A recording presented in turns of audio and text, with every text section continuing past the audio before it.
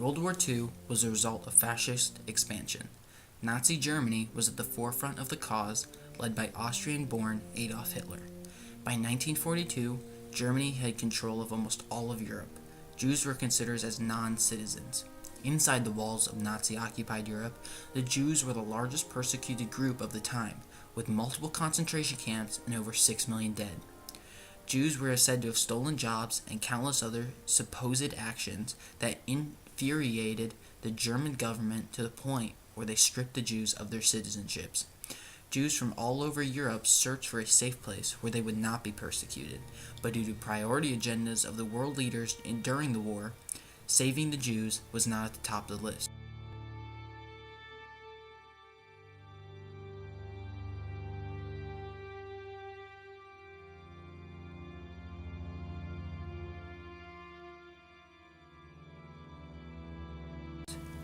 Germany, Italy, and Japan formed the Axis powers against Britain, France, the United States, and later Russia as the Allied powers. Prior to the war, the United States was pro-appeasement and did anything to follow isolationism and stay neutral. The decision for isolationism was because America was not yet directly threatened from the war.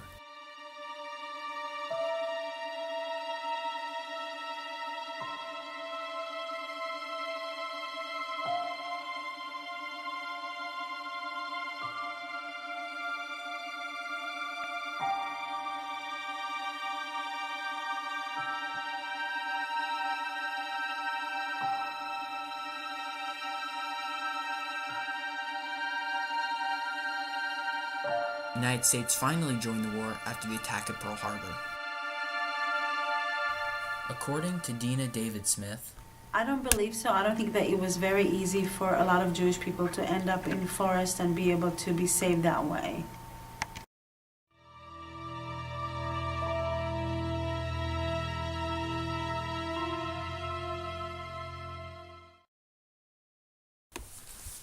There is a limited Oren immigration Yaakov policy is in the a United Holocaust States. survivor. The He's top my priority brother-in-law. was to destroy the In fascist 1939, government the of Russians Germany. actually opened the border, and There was he no and his popular family were support to able let any to immigrants into the leave United Poland States. and go to Franklin Russia. Roosevelt needed popular He and his support to be family able to run for hid in the return. forest with the The U.S. partisans. government had no way to fund Almost or the help entire war, they immigrants lived in once a they immigrated dugout to the United States. and in the Many forest Jews with the were forced to partisans. hide or run for years to escape the Nazis. Dina David Smith then tells us,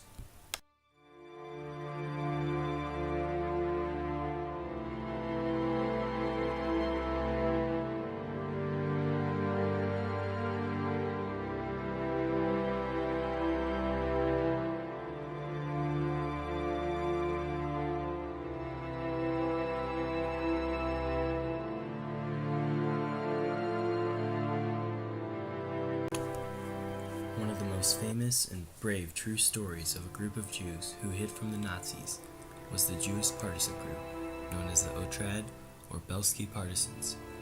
They were a group of Jews that started as no more than 4 brothers, hiding in a forest after their parents' farm was decimated and their parents were killed by the Nazis.